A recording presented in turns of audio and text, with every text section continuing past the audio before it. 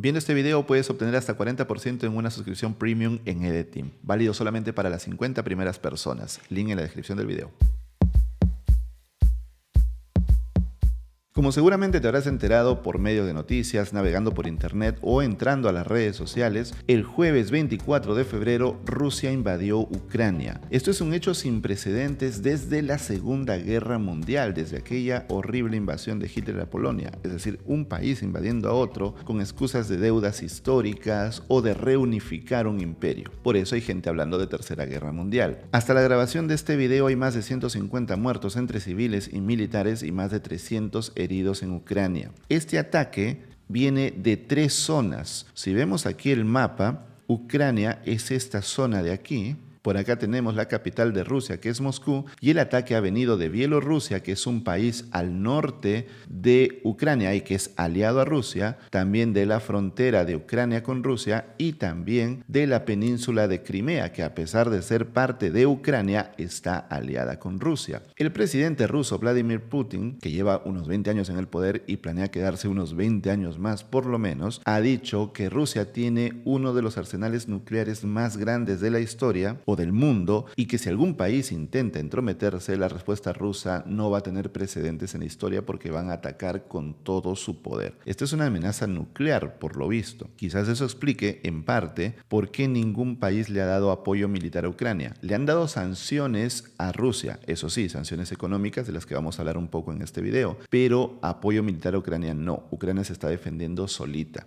Ahora, tú te preguntarás, Edeteam se está convirtiendo en un canal de geopolítica, Edeteam ya no tiene temas de tecnología para hablar porque está hablando de la guerra. Y es que esta guerra no es solamente militar. La tecnología ocupa un lugar preponderante en toda nuestra vida y lamentablemente en los conflictos de este tipo también, porque antes de que Rusia ataque militarmente a Ucrania, ya hubo ataques de DDoS, de denegación de servicio desde Rusia hacia entidades del gobierno de Ucrania. También ataques con ransomware y también hackeos a correos electrónicos y cuentas bancarias de funcionarios importantes en Ucrania. Y es que Rusia tiene un largo precedente de ataques tecnológicos. De hecho, se lo hizo Estados Unidos cuando se infiltró en las elecciones de 2016 y cuando hackeaba correos y creaba confusión. Entonces, así como la tecnología nos da grandes beneficios y mejora nuestra calidad de vida, la tecnología también se está usando dentro de los conflictos militares. De hecho, los ucranianos civiles de manera voluntaria están tomando las armas para defender a su país en un acto de heroísmo. Pero no solo eso, sino que además el ministro de Transformación Digital, Mikhailo Fedorov, ha convocado a través de su canal de Telegram a todos los especialistas en tecnología para crear un ejército de IT, es decir, un ejército de tecnología para poder defenderse de estos ataques. Por lo tanto, no solamente hay un ejército voluntario armado, hay un ejército de tecnología que nunca en la historia de la humanidad ha ocurrido en una guerra. Por lo tanto, esta guerra no solamente es militar, sino también tecnológica, y en este video te vamos a contar el papel de la tecnología en este conflicto y además el papel que tenemos todos los desarrolladores de software, los programadores, la gente que está en cloud, en ciberseguridad, en marketing, en diseño, en todas las áreas de la tecnología. ¿Cuál es nuestro rol en este tipo de conflictos y cuál es nuestro rol en el futuro de la humanidad? Y es que sin duda alguna la tecnología es el área que domina el mundo actualmente y va a dominar el futuro de la humanidad. Y si quieres estar preparado para el futuro, debes entender de tecnología. Puedes aprender a programar desde cero en Edeteam o también puedes entender cómo funciona todo este mundo de las computadoras y del software con nuestros cursos gratuitos. Una vez que tomes estos cursos gratuitos y entiendas cómo funciona la tecnología, puedes convertirte en estudiante premium y tener acceso a todos nuestros cursos y convertirte en un profesional de la tecnología. Porque la tecnología se mueve tan rápido que no puedes esperar a 5 años de universidad, tienes que estar aprendiendo todos los días sin detenerte para no ser un profesional que se quede obsoleto manejando tecnologías del pasado. Porque no importa de dónde vengas, tu nivel socioeconómico, tu raza, tu país, tu cultura, Latinoamérica lamentablemente no es de los mejores lugares para vivir en el mundo, pero aún así es un lugar hermoso, con una gran cultura y con gente increíblemente talentosa, y todos podemos ser expertos en tecnología. Desde donde estamos podemos cambiar el mundo y Edeteam es uno de esos intentos. Así que entra a ede.team, estudia y no te detengas hasta conseguir todas tus metas y convertirte en la persona que quieres ser. Y recuerda que viendo este video puedes ahorrarte hasta 40% en una suscripción premium en Edeteam, solamente para los 50 primeros. Link en la descripción del video. Como te dije al inicio, no vamos a enfocar ese tema del lado geopolítico porque no es nuestra especialidad, pero aún así tenemos que darte un poquito de contexto para que entiendas qué está pasando. ¿Por qué Rusia invade a Ucrania? Para explicártelo tenemos que remontarnos a la Segunda Guerra Mundial. Sí, bastante lejos en el tiempo, pero es importante porque esa Segunda Guerra Mundial era Alemania y sus aliados versus el resto del mundo. Y en ese resto del mundo estaba Rusia. Sí, Rusia era enemigo de Alemania. Claro que en esos tiempos no se llamaba Rusia. Rusia era parte de la Unión Soviética, que era un conjunto de países liderado por Rusia, pero que funcionaba como un solo bloque y tenía un poder enorme en el mundo que rivalizaba con el poder de Estados Unidos. Cuando la Segunda Guerra Mundial termina, los países que ganan se dividen a Alemania en dos y se forma el bloque del este, el bloque de los países aliados a la Unión Soviética con mentalidad comunista, y el bloque del oeste o los países aliados a Estados Unidos con mentalidad capitalista. Prácticamente el mundo se parte en dos: comunismo versus capitalismo. Y no solamente eso, sino que se creó un muro físico en Berlín, el famoso muro de Berlín, que estuvo por unas 3 décadas y que separó a familias y que era como una cárcel, porque era un muro gigantesco con zonas electrificadas y con torretas vigías, es decir, que si tú intentabas cruzar, un guardia podía dispararte y matarte. Espantoso. El mundo se dividió en dos y los miembros del bloque del oeste firmaron un acuerdo llamado OTAN. La OTAN, o la Organización del Tratado del Atlántico Norte, es un acuerdo por el cual los países firmantes se vuelven aliados y si alguien ataca a uno de ellos, todos los demás países tienen que apoyar. Así de sencillo. Nos atacan a uno, nos atacan a todos. Ya está.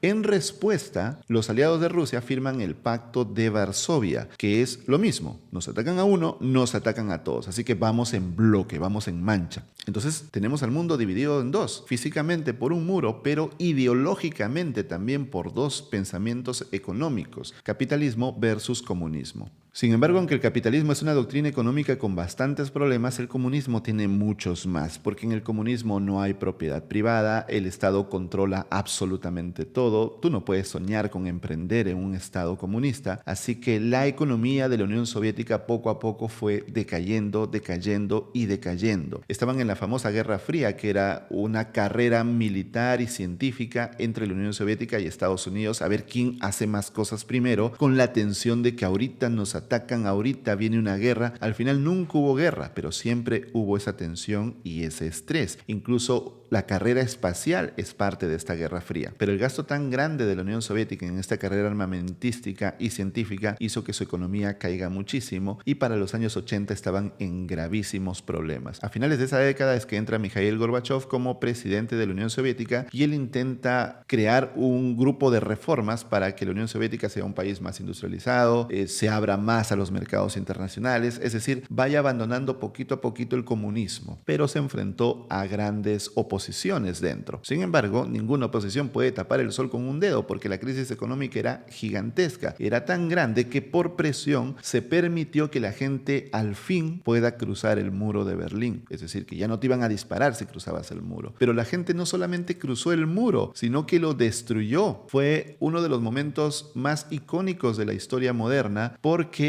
la gente llorando, emocionada, se abrazaba, familias que no se veían por décadas, no te estoy hablando de años, sino décadas, y salían con herramientas, con martillos a romper el muro de Berlín, que representaba el fin de esta división en dos partes del mundo, por la crisis económica en la Unión Soviética, y la Unión Soviética duró solamente 2 años más porque en 1991 se divide y todos los países se vuelven independientes, y entre ellos está Ucrania. Ucrania existe desde 1991. Aquí tenemos una cita de Vladimir Putin en la Wikipedia que dice: la caída de la Unión Soviética ha sido la mayor catástrofe geopolítica del siglo XX. La epidemia de destrucción se expandió incluso en Rusia. El ahorro de los ciudadanos fue aniquilado y los viejos ideales destruidos. Obviamente, lo que busca Vladimir Putin es reunificar la Unión Soviética, porque ha sido de un dolor gigantesco para los rusos. Y eso es bastante parecido al discurso que usaba Hitler para reunificar Alemania. Pero en fin, no voy a meterme en ese tema porque no es mi especialidad, ya te lo dije. El punto es que Ucrania se independiza en 1991, pero dentro de Ucrania había gente que seguía añorando y se seguían sintiendo rusos, por más que se hayan independizado. Entonces, Ucrania ha vivido por mucho tiempo con un conflicto interno entre gente que se siente independiente y que no quiere saber nada de Rusia y gente que se siente rusa. En 2014, este escándalo estalló y empezó el conflicto entre Ucrania y Rusia, porque aquí en esta zona, en la península de Crimea, de la que ya te hablé antes, existe una facción separatista, es decir, dentro de Ucrania, gente que se siente rusa y que recibe el apoyo de Rusia. Técnicamente es una guerra interna, técnicamente no es Rusia invadiendo Ucrania, pero Rusia apoya a esos separatistas. Y aquí hay un último punto para entender este conflicto actual, y es que la Unión Soviética se divide, el Pacto de Varsovia queda en nada, pero la OTAN sigue existiendo hasta el día de hoy, y como parte de sus acuerdos, los países pueden poner bases militares en alguno de sus países aliados, con lo cual Estados Unidos podría ir poniendo bases militares por esta zona, cercando a Rusia. De hecho, lo ha estado haciendo, y eso es lo que alega Vladimir Putin, que están poniendo bases militares, nos sentimos atacados y tenemos todo el derecho de defendernos. Ucrania, que queda en el medio de este pleito y por el cual pasan gaseoductos, porque Europa consume muchísimo gas de Rusia y uno de los principales ingresos de Rusia justamente son los pagos de Europa por el gas, está en medio de todo este pleito. Ucrania ha pedido por años ser parte de la OTAN, porque si fuera parte de la OTAN, Rusia se mete a Ucrania y por el acuerdo que tienen, todos los países entrarían y ahí sí es el acabose y sería la Tercera Guerra Mundial. Pero no es así. Por eso Ucrania está peleando solita y no le han dejado entrar a la OTAN hasta el día de hoy. Y eso nos lleva al jueves 24 de febrero, cuando no solamente los ejércitos entraron para invadir Kiev, la capital de Ucrania, sino que hubo muchos ataques tecnológicos como hackeos, ciberataques, ataques de denegación de servicios, malware, entre otros. Ahora ya poniéndonos del lado tecnológico y para dar un poco de contexto, Ucrania es un país súper importante para la industria tech, y es que en Ucrania hay un gran mercado del outsourcing del desarrollo de software, es decir, programadores que trabajan para empresas extranjeras desde Ucrania, ya sea de manera directa o también a través de empresas desarrolladoras de software que le dan servicio a otras. Y no solamente eso, sino que también existen bastantes empresas importantes con sede en Ucrania. Por ejemplo, Grammarly, esta aplicación que te corrige los textos para que escribas bien el inglés u otros idiomas, que como vemos acá tiene un mensaje a favor de Ucrania. Reface, que es esta aplicación que pone tu cara en videoclips de famosos para que parezca que tú participas en la película, también con sede en Ucrania. O Restream, que es la aplicación que nosotros utilizamos para los lives en EDTeam y que tiene fundadores ucranianos, por contar algunas de muchísimas aplicaciones con sede en Ucrania. Entonces no es un país menor cuando hablamos de tecnología, y este conflicto está haciendo peligrar también esa industria tecnológica. Empresas como Facebook, Twitter, TikTok, Cloudflare y muchas más tienen empleados en Ucrania y están haciendo lo posible por sacarlos del país. Incluso Cloudflare, esta importante compañía de tráfico en Internet, ha decidido retirar todo el material criptográfico que está en servidores en Ucrania. Ellos tienen servidores físicos en Ucrania, en Kiev, desde 2016, y van a retirar esa información porque si ocurre algún conflicto y los servidores sufren daños, esta información de sus clientes se perdería. Entonces, el primer punto que debes recordar es que Ucrania no es un país menor cuando hablamos de la industria del software y de la tecnología. Ahora, pasando al tema de la economía, si bien es cierto que el resto de países no ha atacado militarmente a Rusia por las amenazas de Rusia o por lo que sea, ahora, si bien es cierto que el resto de países no ha atacado a Rusia en defensa de Ucrania por la amenaza rusa o por lo que sea, yo no sé, lo que sí es cierto es que se han empezado a aplicar sanciones económicas. La primera de ellas es la eliminación o la expulsión de Rusia del sistema SWIFT, que es una especie de protocolo mundial que permite que los bancos compartan información financiera. Es decir, yo puedo mandar desde mi país un dinero a un ciudadano en otro país de banco a banco, y el protocolo de comunicación es el SWIFT. Así que al expulsar a Rusia del sistema SWIFT estarían impidiéndoles hacer transacciones con el resto del mundo, y eso les golpearía muy fuerte. De hecho, ya les está golpeando porque el rublo, la moneda oficial en Rusia, ya se está hundiendo un 30% y esto podría volverse muchísimo peor. Sin embargo, Rusia se ha estado preparando por años para esto y las criptomonedas podrían ser una salvación para ellos, aparte de la alianza con un sistema similar a SWIFT que tienen en China. Pero las criptomonedas permitirían evadir sanciones y seguir con las transacciones económicas como si nada pasara. Aquí hay un extenso informe del New York Times sobre el uso de las criptomonedas por Rusia, es decir, Putin se ha preparado por bastante tiempo para esto, no solamente en el tema económico con las criptomonedas, que ya vienen a ser algo real, algo que antes se hablaba como si fuera solamente para comerciar droga o por temas ilegales, ahora es completamente real. Y si no me crees, Ucrania en su cuenta oficial de Twitter ha puesto que está recibiendo donaciones y ha puesto ahí los códigos de sus carteras para Bitcoin, Ethereum y USDT, que es esta criptomoneda que generalmente va a la par en el precio con el dólar. Ya de por sí las criptomonedas se convierten en un ente importante en la economía mundial, porque el año pasado hablábamos de cómo El Salvador oficializaba el Bitcoin en su país, y si no lo has visto, por acá te va a salir el video, sino que también Ucrania, poco tiempo después de lo de El Salvador, también oficializó el uso del Bitcoin, no como moneda oficial del país, sino como una más de las monedas aceptadas legalmente, por lo tanto se pueden pagar impuestos y el gobierno las puede regular. Así que la segunda moraleja de la historia es que las criptomonedas son el futuro de la economía, nos guste o no. Y si quieres entender más cómo funciona este mundo de las criptomonedas y del Bitcoin, tenemos el curso perfecto para ti en Edeteam. Pero además de la economía, otro factor fundamental para que un país se desarrolle y avance y se pueda manejar es el software. Todos sus sistemas tienen un software. Así que el presidente ucraniano ha lanzado un pedido de 14 puntos al resto del mundo y en uno de ellos ha pedido que se le niegue las actualizaciones de software al gobierno ruso, bueno, a todos los sistemas gubernamentales rusos, porque si tú le niegas las actualizaciones de software es mucho más sencillo atacarlas, porque cuando se detecta alguna vulnerabilidad en el software, pues tiene que parcharse rápido y si no se parcha rápido, se puede atacar por ahí. Así que imagínense un gobierno que no tenga su software actualizado. Sería gravísimo. Entonces, por ahí va el pedido del presidente ucraniano. Sin embargo, él no contaba con la astucia de que Rusia ya ha empezado la migración a Linux y no ayer ni anteayer, sino hace más de 10 años. Específicamente, por lo que he estado leyendo, utilizan Astra Linux y lo han visto como una medida gubernamental, es decir, no en algún departamento específico, sino a nivel de todo el sistema de gobierno utilizan Linux, así que al ser un software open source ellos se benefician de la comunidad y lo pueden personalizar completamente, cosa que no se puede hacer por ejemplo con Windows. Y luego del escándalo de Huawei con Estados Unidos o de Trump versus China, China también decidió pasarse a Linux, dejar Windows y también Rusia siguió sus pasos y pasó los sistemas del ejército, porque antes eran del gobierno, los del ejército de Windows a Linux. Gracias Trump. Si tú no hubieras metido tus narizotas donde no debes, seguirían utilizando Windows y tal vez serían un poquito más controlables. Pero en fin, el hecho es que están utilizando Linux, por lo tanto, hacerle sanciones de software está bastante complicado. Incluso estaba leyendo que desde 2019 hay una ley en Rusia que obliga a que cualquier dispositivo físico, tecnológico, vendido en Rusia debe tener software ruso preinstalado, si no, no se puede vender dentro de su territorio. Tercera lección, Linux es el sistema operativo más usado en el mundo, no porque sea mejor o peor, sino porque es el más personalizable y que te da total libertad de manejo. Y si quieres aprender Linux, tenemos varios cursos que puedes hacer en Edeteam desde cero hasta avanzado.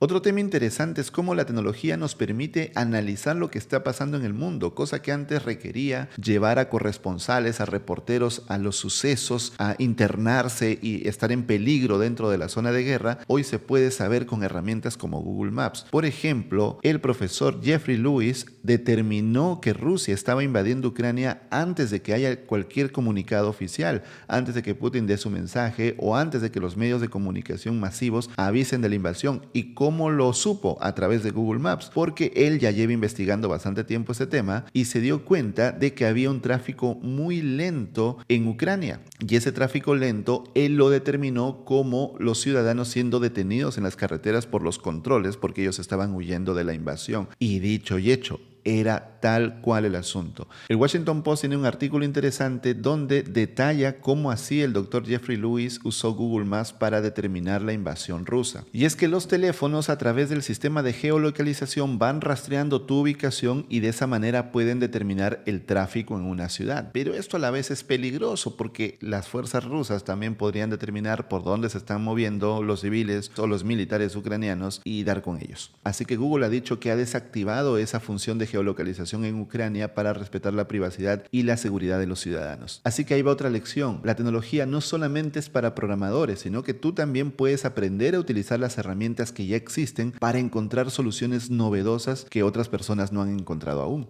Y como ya ha sucedido en otras ocasiones, los grandes medios de comunicación tienen un papel importante en este tipo de conflictos. Y no me refiero a los medios de comunicación tradicionales como canales de televisión, radios o periódicos, sino las redes sociales e internet, que es lo que más gente usa para comunicarse. Y es que ya hemos visto cómo Google ha bloqueado los canales de RT, que es uno de los sitios de noticias más importantes de Rusia, y les ha impedido monetizar a los canales que tienen en YouTube. Además de desmonetizarlos, ha dicho que recomendará menos estos canales y que van a estar restringidos en Ucrania, es decir, los ucranianos no van a poder ver toda la propaganda rusa en su país. Y es que ya han habido tensiones antes entre el gobierno ruso y YouTube, porque YouTube había estado etiquetando medios de comunicación como financiados por el gobierno ruso para que la gente saque sus propias conclusiones, y eso pues no le gusta al gobierno. Además, Twitter ha dicho que está revisando activamente la plataforma para evitar riesgos sobre mala información, sobre fake news y sobre algún abuso en la plataforma. Es decir, Twitter es muy famosa por los bots. Hay granjas de bots publicando información de manera automática, creando hashtags para expandir algún rumor a una velocidad enorme. Entonces Twitter está trabajando en eso, y también Twitter ha dicho que temporalmente van a pausar la publicidad en Ucrania y Rusia para buscar un tipo de información más neutral, para que nadie empuje y amplifique su información, ninguno de los dos lados. Por el lado de Facebook, su jefe de seguridad, Nathaniel Grencher, ha dicho en Twitter que han prohibido la publicidad en Rusia, que han prohibido también la monetización de contenidos en Rusia y la publicidad de los medios de gobierno rusos. De esa manera también para evitar que la propaganda del país llegue más lejos. Recordemos que la propaganda, la ideología de un país también es súper importante para que sus medidas calen en la población. Y en el blog oficial de Meta también están contando las medidas que están tomando para proteger a los ciudadanos. Alguna de ellas es seguridad en Messenger, seguridad para poder bloquear tu cuenta con un solo clic, es decir, para que nadie pueda entrar aparte de tus amigos con un solo botón, etc. Por su lado, Rusia ha respondido restringiendo parcialmente el acceso a Facebook y Twitter en el país. Si hacemos memoria, Rusia ya ha tenido conflictos con tecnológicas muchas veces, con YouTube, con Facebook, con Twitter, incluso con Telegram. Antes de que Telegram existiera, Pavel Durov, el creador de Telegram, tuvo que huir del país porque le quitaron su red social VK, y luego, aunque ya no estaba en el país, Putin lo amenazó con que debía cerrar Telegram porque él no estaba bloqueando a los opositores al gobierno. Así que, siguiente moraleja, las dictaduras siempre van a querer censurar a las voces que están en contra de ellos. E Internet es uno de los mayores amplificadores para que la gente dé su opinión y para que la gente se informe también a través de amigos, conocidos o incluso medios independientes, y no necesariamente medios del gobierno que van a seguir una agenda pautada desde arriba.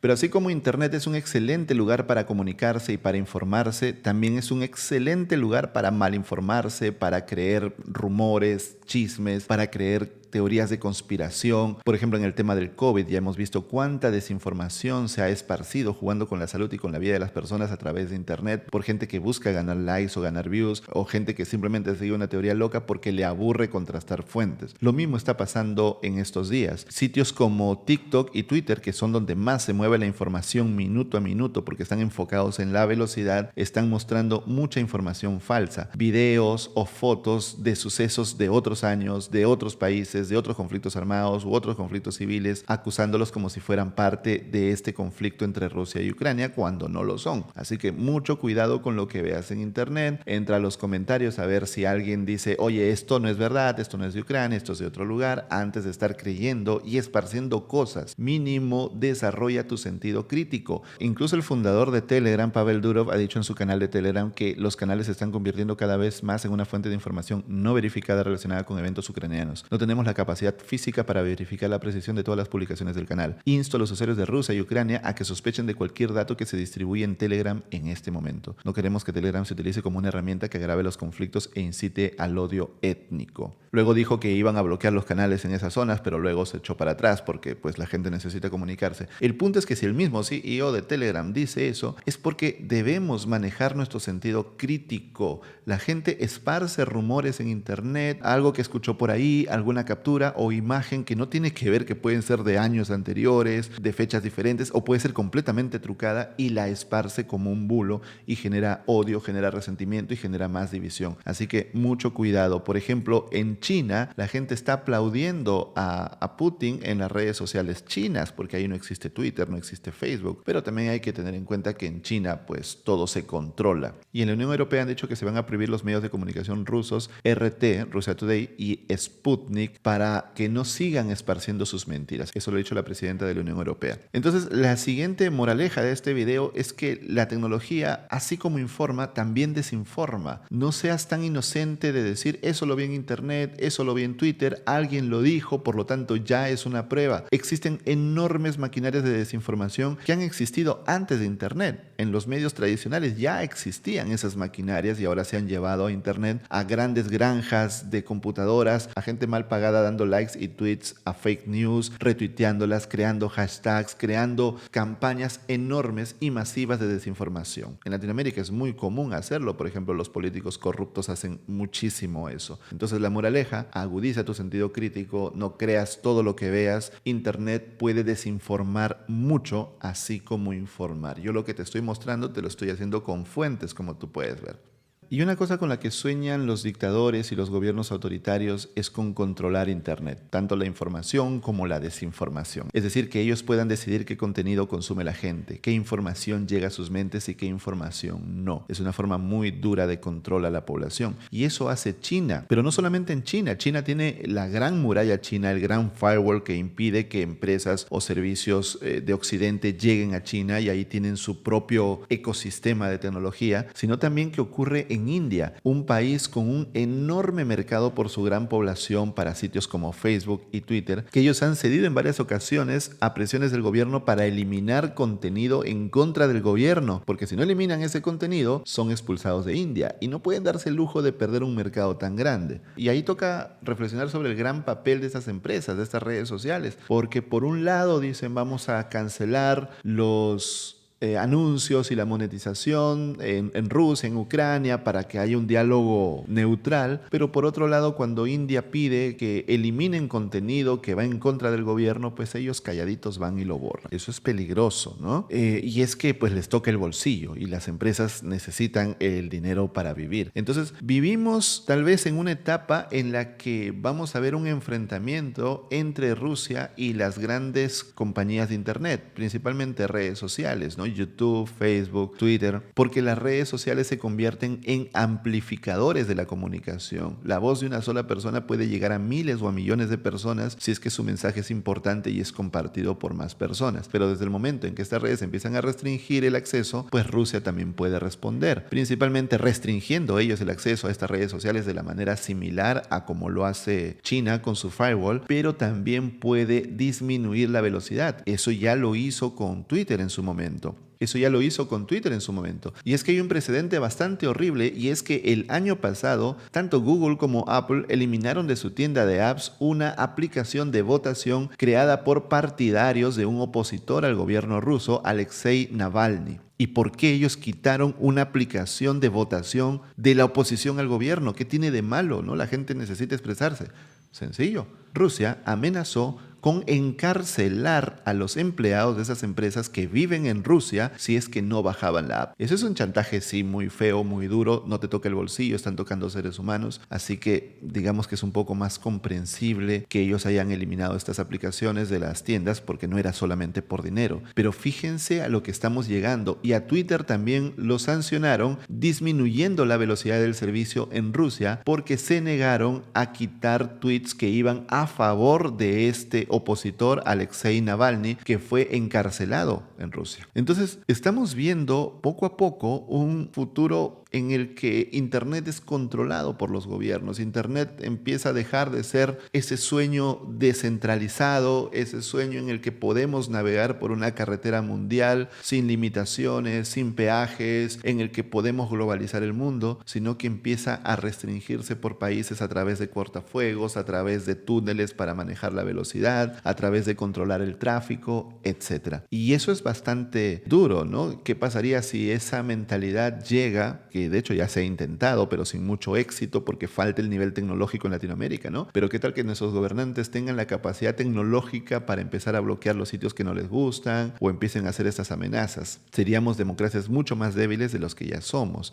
Incluso Ucrania tuvo cortes de internet por esta invasión y Mikhailo Fedorov, que es el ministro de Transformación Digital en Ucrania, le escribió a Elon Musk y le dijo: oye, mientras tú intentas colonizar Marte, Rusia nos intenta colonizar a nosotros. Mientras tú mandas cohetes al espacio, Rusia nos manda cohetes a nosotros, a la gente civil. Entonces, por favor, pon estaciones de Starlink para que tengamos conexión a internet. Y pocas horas después, Elon Musk respondió diciendo que las estaciones de Starlink ya estaban disponibles para Ucrania y que pronto habría más terminales disponibles. Es decir, que aunque te corten la comunicación por cables, por tierra, pueden recibir comunicación a internet vía satélite gracias a Starlink. Entonces, no es que Elon Musk directamente haya ido a mandar satélites, ¿no? Porque por ahí lo he visto, ¿no? Sino que directamente el ministro ucraniano fue el que lo pidió e Elon Musk respondió, lo cual está muy bien. Pero el control tanto del acceso a internet como de los sitios que tú visites va a ser un factor importante, no solamente en este conflicto y no solamente en conflictos armados, sino en la vida cotidiana de los gobiernos de aquí en adelante. Los gobiernos siempre van a intentar tener ese control frente a internet, porque vivimos en dos mundos, ¿no? El mundo con fronteras, que es el mundo de los países, y el mundo globalizado, que es el mundo de internet. Pero poco a poco internet se va a empezar a parecer a este mundo con fronteras y con leyes muy específicas. Y no es un futuro tan bonito, honestamente.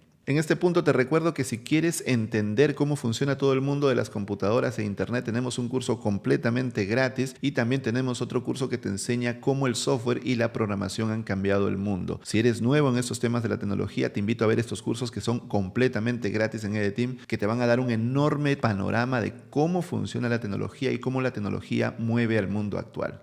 Y para cerrar este video, como te dije al inicio, Ucrania está creando un ejército de TI, es decir, un ejército de tecnología que es paralelo al ejército militar de toda la vida. Este es un ejército sin precedentes. Nunca en la historia había existido un ejército de tecnología hasta este momento. Como te dije al inicio, Ucrania es una potencia a nivel de talento en profesionales de tecnología, tanto en desarrollo de software, en seguridad, en cloud computing y en todas las áreas relacionadas. Así que el ministro de Transformación Digital, Mikhail Fedorov, en su canal de Telegram ha dicho: tenemos muchos ucranianos talentosos en la esfera digital, desarrolladores, ciberespecialistas, diseñadores, redactores, especialistas en marketing, targetólogos, etc. Estamos creando un ejército de TI. Todas las tareas operativas se presentarán aquí. Habrá tareas para todos. Seguimos luchando en el frente cibernético. La primera tarea en el canal para especialistas cibernéticos. ¡Wow! Un llamado directo a que los voluntarios se alisten en este ejército de TI. Hay mucha gente que se ha alistado de manera voluntaria para tomar las armas y defender a su país. Incluso el mismo presidente del país está entre ellos. Pero también los especialistas en tecnología tienen este rol tan importante. Recuerda que Rusia no solamente ha atacado de manera militar, ha atacado con hackeos, ha atacado con ataques de denegación de servicio, ha atacado con malware. Y la idea primero es protegerse, seguridad defensiva. Recuerda que hay seguridad tanto defensiva como ofensiva. También se planea intentar algunas estrategias de pentesting, que son pruebas de penetración para entrar a los sistemas rusos, pero los especialistas dicen que esto es bastante complicado porque Rusia está bastante protegido, pero eso no impide que se intente. Entonces lo más probable son los ataques de denegación de servicio contra los sitios rusos, que significa hacer muchísimas peticiones a sus servidores para que estos no puedan responderlo por la cantidad de tráfico y se caigan y estén inoperativos por bastante tiempo. También se habla de estrategias de malware y de ransomware. Obviamente hay muchos grupos de hackers que también están del lado ruso y han amenazado con atacar si es que reciben algún ataque externo. Otros grupos que están a favor de Ucrania, como el famoso grupo Anonymous, que ha ofrecido hacer ataques de denegación de servicios y hackeos a los sitios rusos. El detalle aquí, detrás de todo, es el papel importante que ocupan los profesionales en la tecnología para el mundo actual y para el futuro de la humanidad. Es decir, si nosotros siempre hemos sido creadores de herramientas, porque eso es el software, una herramienta, los tiempos que corren nos convierten en creadores de cambios sociales, en creadores de cambios culturales, culturales, en agentes de cambio para el bien o para el mal, porque la tecnología se puede usar también para el mal de la humanidad. Entonces, ¿de qué bando te vas a poner tú? Si bien es cierto, nosotros estamos muy lejos geográficamente de este conflicto, y si bien es cierto que es poco probable que escale a una tercera guerra mundial, y esperemos que no, también es cierto que esto es un indicador de los nuevos tiempos que corren, de cómo los gobiernos quieren controlar Internet, de cómo las grandes multinacionales de Internet se sienten en poder de dar sanciones a los países cuando les conviene y quedarse calladitos cuando no les conviene, y cómo los profesionales en tecnología tenemos un papel muy importante, pero también los profesionales en el campo de la educación como EDTeam, porque tenemos el rol de informar, y no solamente de informar, sino de desarrollar criterio. Un educador que solamente repite de paporreto una lección no sirve de mucho. Un buen educador tiene que enseñarle a sus estudiantes a desarrollar su criterio, a dudar de todo lo que vean. Hay mucha información falsa en Internet. Tú tienes que aprender a dudar, a cuestionar, a cruzar fuentes, a no opinar de algo que no sepas, porque quizás estés opinando mal. Y lo peor, puedes generar conflictos. Hay familias que terminan discutiendo en la cena, discutiendo en el almuerzo, o amigos que se separan simplemente por seguir rumores, por seguir algún partido político. No vale la pena, nunca vale la pena. Entonces, papel de los educadores, papel de los profesionales en tecnología, y EDTeam pues está en el medio de la educación y de la tecnología, y por eso este video. Compártelo con todas las personas a las que les puede interesar el papel de la tecnología en este conflicto armado y en el futuro de la humanidad, y ser responsable con el manejo de la información y con lo que desarrolles. Y si aún no estás en el mundo de la tecnología y quieres entrar al mundo de la tecnología, te invito a visitarnos en ed.team/cursos gratis. Ahí vas a ver todos los cursos completamente gratis que tenemos para ti, para que empieces en este hermoso mundo de la tecnología, que es sin duda alguna el futuro del mundo. Yo soy Álvaro Felipe desde Lima, Perú, San Juan del Lurigancho. Muchas gracias por verme y nos vemos en un próximo video.